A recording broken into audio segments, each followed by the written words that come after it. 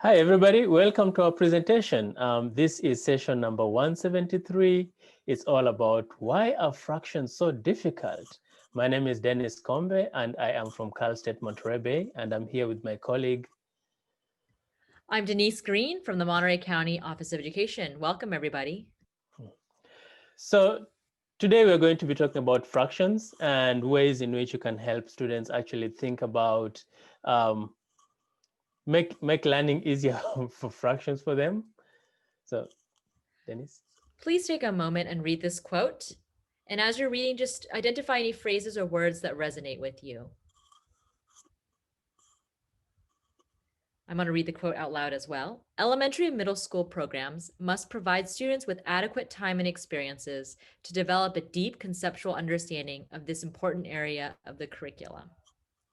So fractions, we know, are one of the most important concepts that students need to understand in order to be successful in algebra and beyond. And in the Common Core standards, fractions are formally introduced in third grade, though they have some kind of general foundational understandings prior to that. It's formally introduced in third grade. Take a moment and think of some ways that we introduce fractions to students typically. All right, so on this slide, you'll see that here are some of the kind of common ways that we often try to explain fractions, this idea of fractions to students. This is a sample for using 3/4. And beneath that symbol of 3/4, there's a multitude of meanings and interpretations that students develop. And they come to know this over time through a variety of out of school experiences, instructional tasks. This involves them talking, thinking, gesturing, doing, solving, operating, right? It's not just the pizza example, which we often defer to, or food sharing examples. It's so much more. There's so much beyond that symbol, that 3/4. So one challenge is that much of the teaching at elementary school will focus on the part-whole interpretation. And what we often see is less frequently addressed are measure, number, quotient, operator, and the ratio meanings of fractions. So again, like we mentioned earlier, it's important to note that fractions in grades 3 through 5 is a precursor to the understanding of rational numbers later on. And it is essential that we begin in third grade to introduce these related meanings of fractions and their associated processes by exposing students to multiple applications, representations, and just opportunities to experiment with the meaning and what fractions represent. And so, as Denise mentioned, fractions exist everywhere along the curriculum. And so you could think all the way from elementary school to students taking calculus, everybody's going to have to deal with fractions one way or another. And so having students develop an understanding, what the meaning of a fraction is really crucial to their understanding what fractions are. And so how fractions are represented, whether it's in symbols or in numbers, becomes really crucial. And so oftentimes we tend to say a student understands a fraction when they can be able to solve a task that they've been given. But good understanding actually requires students to be able to use words, to be able to use symbols, to be able to discuss how fractions are actually being applied to given contextual situations. And all this depends on how much learning they're bringing with them from their initial years, as well as how well they can be able to apply this into new contexts. And so our role as teachers in this particular process is to help them really early on to be able to build that robust sense of fraction sense. And so that requires that we give them a rich variety of experiences that will help them actually make those connections to the representations and the meanings that come behind them. So in our presentation today, we are going to focus exclusively on fraction multiplication and division. And I think you will all agree with me that if my task was just to teach the algorithm, it becomes a really easy way for students to be able to learn this, because all I'm doing is to show them the steps to be able to multiply or divide. But students don't really understand the conceptual meanings of what they're doing unless they're provided with opportunities to be able to understand the meaning behind the computations that they're doing. So at the end of the day, we want our students to understand what does it mean to do a fraction operation? What kind of models can they build to be able to conduct either fraction multiplication or division? And how do these different ways of representing fractions actually connect to the algorithm so that the algorithm does not just stand by and of itself? So at the end of it, we want students to be able to understand what it means in terms of the numbers that they're working on, to have a sense for what happens to those numbers, because by this point, students have learned that if you multiply numbers, those numbers get really big, right? But then when you come together and start thinking about multiplying fractions, they go like, what is happening? Everything is getting smaller. So we want them to understand what is happening to those numbers, to get a sense for estimations. What does it mean to multiply by 1/2 or 1/4? And to understand that um, fraction multiplication and division does build on ideas of whole number addition and subtraction, but it can be very different from those particular ways of thinking. And so to conceptually understand fraction multiplication and division algorithms, they need to understand what is happening to the fractions at any given point. So there, oftentimes, if you look at literature and the textbooks that we have, multiplication as a whole is addressed in three different ways. Either students are told to learn about equal size groups, or they are told to they are taught multiplication through arrays, or they are taught division by comparing one thing to another one. But at the end of the day, if you look at those, they are all one and the same thing in the sense that I can take my equal size groups and be able to arrange them into an array. Um, but for them to be able to do well in fractions, they need to take a step back and try and understand what does it mean? What units are they actually working on? Um, and to be able to build up on that. So by the time they get to a fifth grade class, they can have a better understanding of what fraction multiplication means.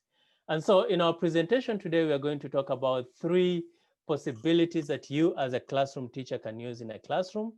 We'll discuss card sorts. We'll talk about using number lines and demonstrate some ways in which you can use virtual manipulatives to help students understand multiplication. And then we'll have paper folding activities for you. But to get us started, Denise, you wanna share something about card sorts? Sure. One of the things we want to share, as we talked about needing the time and opportunity to really deepen their conceptual understanding of fractions, one way to support that, as we know, it's very important for students to be able to connect across multiple representations, not just what does the 3/4 mean and look like? What does it look like as an array? What does it mean in a context? And so one thing we wanted to share to support in that connecting of multiple representations is the idea of a card sort where different cards are different representations of the same either expression or scenario. Uh, and we have a sample here on the screen, which is from San Francisco Unified, their curriculum, which is an open ed resource. So SFUSD Math's website. You'll see on the image on the back there actually has some different expressions, and the image that's on the front are actually different contexts. And so students are asked then to kind of sort and connect these expressions with a context in which that represents that scenario. There's also, this is a fifth grade example, so of course it builds on work that's happened in third and fourth grade. But there are also sorts with this idea of asking students to sort across benchmarks, meaning this is greater than a half or less than a half. So where can you sort, where do these cards belong? For those of you, as we're transitioning to distance learning, really thinking about how do we do, and I love card sort, so I'm a little biased here. How do we do a digital card sort, or are we mailing home these pieces or asking them to cut it? I want to say Desmos's teacher side does have card sort activities, and you can build and customize your own activities. So you could do a card sort. You could turn this card sort into a virtual card sort that students could do on the Desmos platform. So that's just one kind of strategy, or one way to really encourage students to start to connect across different representations, and eventually have missing cards where they have to create write the context yourself that would represent this expression, or come up with an expression that represents this area model, right? So these sorts kind of scaffold them to get to the point where they can create their own independently as well. Another way that I think is really important in helping students actually understand how to do fraction multiplication is using the number line. Now, the number line comes up really handy when students are working with fractions because it forces them to start thinking about what exactly is the unit of measurement that they're using and how do the two fractions that they're working on relate to each other. And so in doing that, they get a sense of what it means to partition and to iterate through the system and to be able to solve a fraction multiplication problem. And so if you look at this example that we have out here, students might be asked to work out multiplication that says what is 2/3 of 3/5.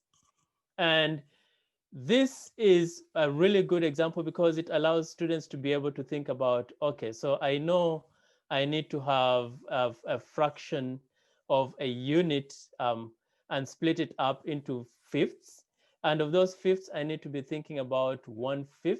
And so through that process, the students are actually applying what they know about the fractions in relation to the tape diagram or lines, if you so speak. And then they have to think about how do they layer on the 2/3 aspect of it. And so how do they take that additional requirement that they have in order to be able to figure out what the 2/3 is. And so they'll have to figure out how they can split each of these units into 1/3 and then multiply them up to be able to come up with a solution that can actually match up with this if they were to apply it as an algorithm. So number lines work really well because they extend students' understanding of partitioning and iteration. And it also helps students when they're working with, part whole values, so to speak. Another way is to share examples of situational context that they can work with. So in this particular case, we have a nature trail not very far from here called Point Lobos. So Cesar is one of our students out here. He goes hiking along the nature trail. The trail is 2/3 of a mile. He hikes 4/5 of a trail because before he stops to take a picture of a butterfly. How many miles has he traveled? So by asking students to think about this and then draw an illustration that can help them actually think about what it means to have met the criteria that is given by the question, students get a sense of not just the multiplication process, but they start thinking about how do these numbers relate to the context in which they are given. Now, there's a really good online tool that can actually walk students through this process. It's called Conceptua.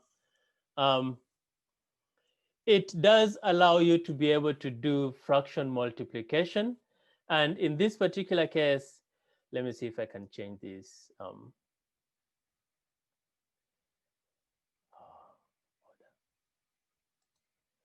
It will allow students to be able to take the context of a problem that they have, and then it will show them how they can partition the number line up in order to come up with a solution that matches up with the context that they were given. And by doing so, students become really familiar with how these numbers actually come to be what they are. So it makes a whole lot of difference compared to just saying, if you want to multiply fractions, multiply numerators, multiply denominators, and you get the answer.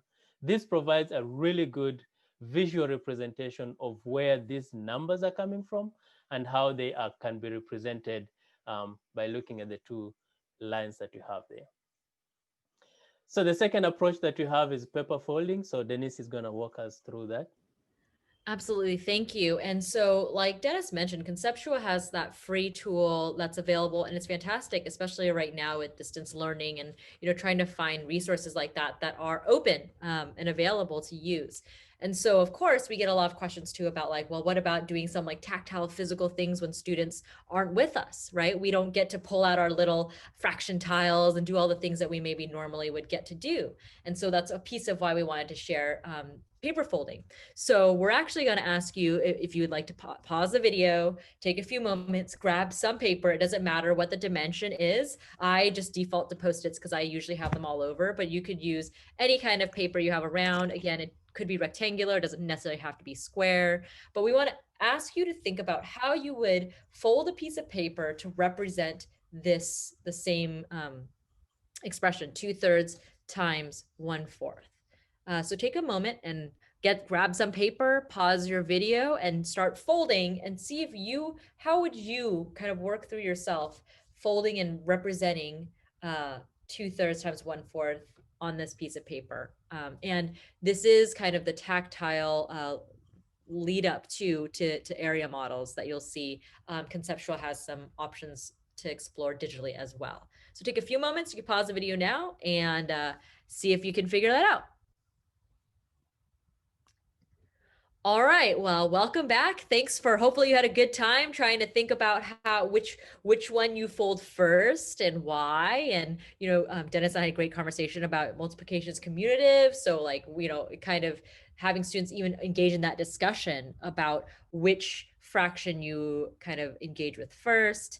Dennis, if we flip to the next slide, you'll see, feel free, we have some resources for you on the bottom here. We have a link to a YouTube video, which is showing how one way that you could represent the 2/3 times 1/4. On the right-hand side is kind of like a teacher guide. If you wanted to take your students through this, a step-by-step way to explain with a little bit of, there's some questions, suggested questions you could ask your students as well as you're going through this process, if you wanted to do this with your students. One thing to consider, again, right now with distance learning is, if you kind of explore paper folding with your students, Flipgrid is a fantastic way to have students submit to their strategies for folding or thinking, so that you have a little bit of that interactive discourse during your asynchronous time as well.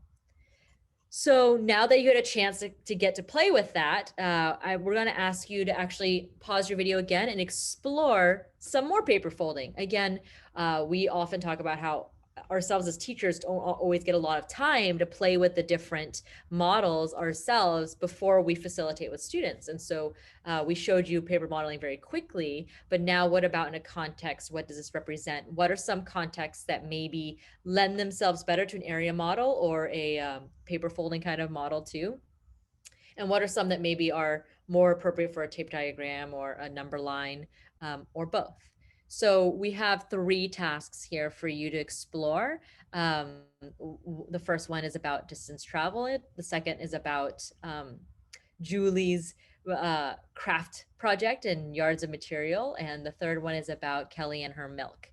And similar with the slide we had before, you please pause and take a moment. You can try all 3, try one of the 3. It's up to you. And we have 3 videos here for you showing the solutions and using paper folding as the technique. These videos are all under 2 minutes. And so again, going back to this idea of Flipgrid, once you kind of get in this routine with students, this is something you could definitely do with your students and ask them to submit a short video on their paper folding.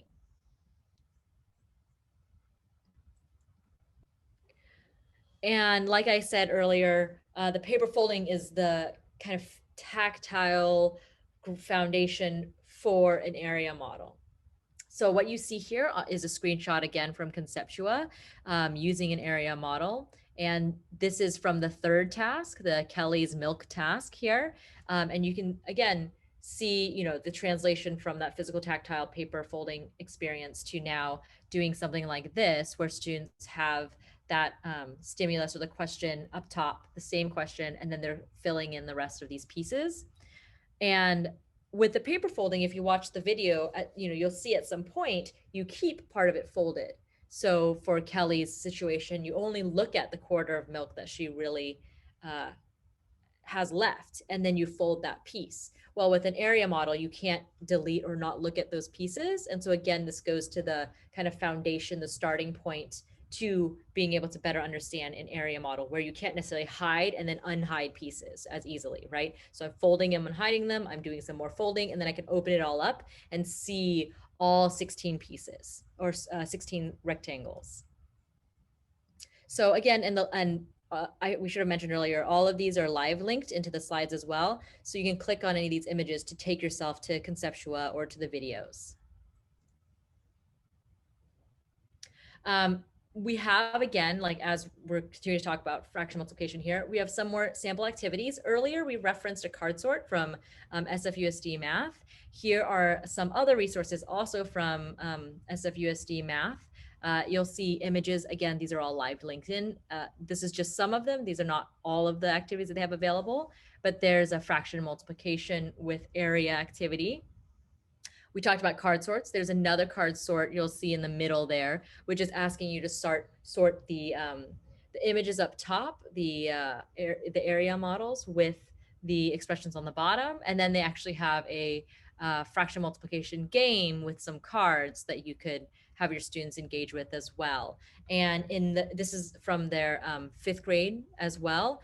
And they actually have it set up to be run like stations, which when you think about distance learning and asynchronous and synchronous time is actually a great kind of way to break up or think about what students are doing during their asynchronous times, like what activities we could have them explore to continue to deepen their understanding of fractions and the meaning, again, what they conceptually represent.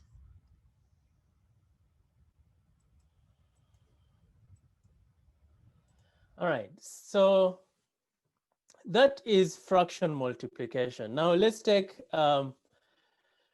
gears and think about division for a second.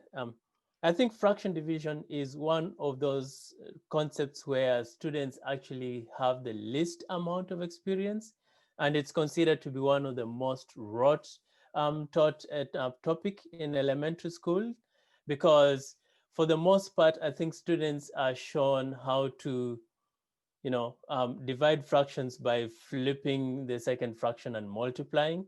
But as teachers, not much time is actually spent helping students think about why are we doing that, and how does it come to be that if I flip the second fraction, I can be able to change a division problem into a multiplication problem. So in order for us to be able to support students meaningfully in helping them learn about fraction division, we have to be able to show them how fraction division works and why it works the way it works. And so you can make connections between whole number division and fraction division, but all this actually rests on the kind of tasks that students engage with. If they're given cognitively challenging tasks that will allow them to think about a variety of approaches to come up to a solution, and then use a variety of representations and allow them to talk about why they're doing what they're doing, then it's a high chance that they might actually do better at this. But if we just focus on just rote division, then chances are it will become a little bit challenging for them to conceptually think about why division happens the way it does. And so another thing to think about is the way the given experiences are sequenced in a particular learning segment will become really helpful in promoting students' understanding of fraction division. So what is the first thing that you do, and how do you walk students through that process to be able to do this? So we wanted to start off by having students actually think about fraction division, but using it in context. And so we have a sampling of expressions here that students might want to work with. And one of the things that you can have your students do is share the different expressions that we have, and then ask them to think about a scenario that might represent that expression. This might actually be a really good thing for students to do in collaborative groups, where they are given an expression and then they are told, why don't you come up with a story that is going to illustrate this expression out here? And depending on the kind of scenarios they come up with, it presents a really good opportunity for you to discuss how and why division might be actually be represented, or maybe how and why the scenario does not represent a division problem. So have them come up with scenarios and then have them come up with a diagram that can represent that scenario. Because by connecting the scenarios and the diagrams, chances are they are more likely to internalize the information that they are working on. And as they do this, always it's really important to be able to think about what connections are being made between the scenarios and the diagrams that they've drawn, and then how does that translate to the expressions that they have, so that there's actually a good connection being made between the three. And if students can be able to do that, then chances are they're going to be able to do well. And as a challenge, you can ask them to be able to come up with their own fractions, expressions, and then write scenarios that match up with those, and then be able to solve it out. And so just like in the multiplication, Conceptual has an amazing set of resources that you can use to walk students, especially in virtual learning, through the division of fractions, whether they're doing it using partitive division or if they're doing it using measurement. It will help them actually conceptually develop an understanding of this is what happens when fractions are divided, and this is why we are actually multiplying as opposed to um, doing anything different. So by allowing students to be able to work through those different scenarios and then being able to use the resources that you have for virtual learning to be able to make sense of these, it will make a tremendous amount of difference to the kind of um, learning that they do about division. So, Dennis? Thank you, Dennis. And what you just said really is resonating with me as we're kind of wrapping this session up too. And that is the importance of kind of the sequence of learning, right? Like the I don't want to use the word repetition, but the multiple opportunities that they're getting to kind of explore, dig deep, ask questions. And we think about the connections between multiplication and division and the similarities and the differences, right? And so when you think back again to the activities that you do with multiplication, really pushing like, what do these represent? What is happening, right? And like we said before about multiplication is commutative, is division commutative, right? Like why? What does it represent? What does it mean? And even conceptual has that kind of paraphrasing where you take the context and you have to figure out, is it that I'm looking for a portion of this, or is it that I'm doing this multiple times, repeating it at this portion? And kind of all of those pieces are part of that story that students experience across years, right? Even starting at the K2 level, when they start to have these ideas of like, oh, half, right? These general ideas that they're having of parts and whole, like at the K2 level, that story gets built on so much more and so much deeper at the 3-5 level. And so, of course, one of the, connected to the sequence of learning, one key takeaway is just the importance of the tasks that we provide our students. And what we offer them supports their understanding of their developing of their understanding of fractions, right? So a task that we're offering, they're conceptually strong. They encourage students to consider different interpretations, to attend to precision, looking at units, right? Connecting across representations, like we talked about, not just what this looks like as an area model or on a tape diagram, on a number line, but in a context. And even Dennis, you're talking about like asking students to create their own context, and that there's a lot of experiences that happen before they even get to that point, right? Like even just as they're doing card sorts and dissecting, what's the difference between these contexts, and how are these connected to these expressions or these other area models or different representations.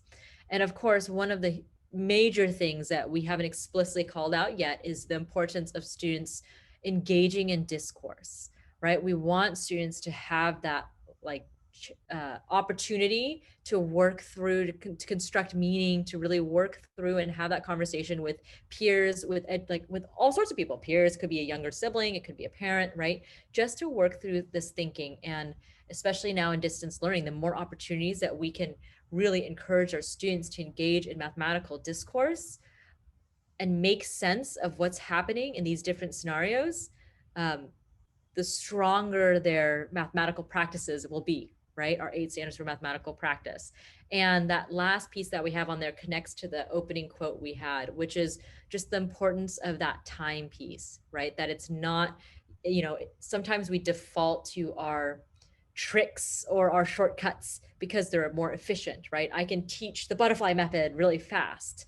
But does that, what's the understanding behind the underlying concepts behind that trick or that shortcut or that tip, right? And so we need students to be given the time and multiple opportunities to think and test and press for reasoning, really make those connections in different, well, and again, even across, like we talk about that, even across, not just within multiplication or division, even then across to their previous knowledge of fractions as well. And so the more kind of we offer those opportunities and those tasks to deepen that knowledge and understanding, I think the more rigorous we'll see students have of this true understanding of what it means, not just what I do, right? Not just I'm a machine, you give me this and I give you that. More so like, oh, well, this is why, this is what's happening behind that machine that leads to that outcome or that product or quotient. Well, thank you all so much for watching the video. I hope you found this to be instructive and helpful. Um, we enjoyed sharing it with you, and I hope you also enjoyed watching it. Please take a moment to complete the evaluation form because it's really helpful in us thinking about how we can make improvements to presentations in future sessions. Um, I also hope you enjoy the rest of the conference and take care, stay safe. Thank you.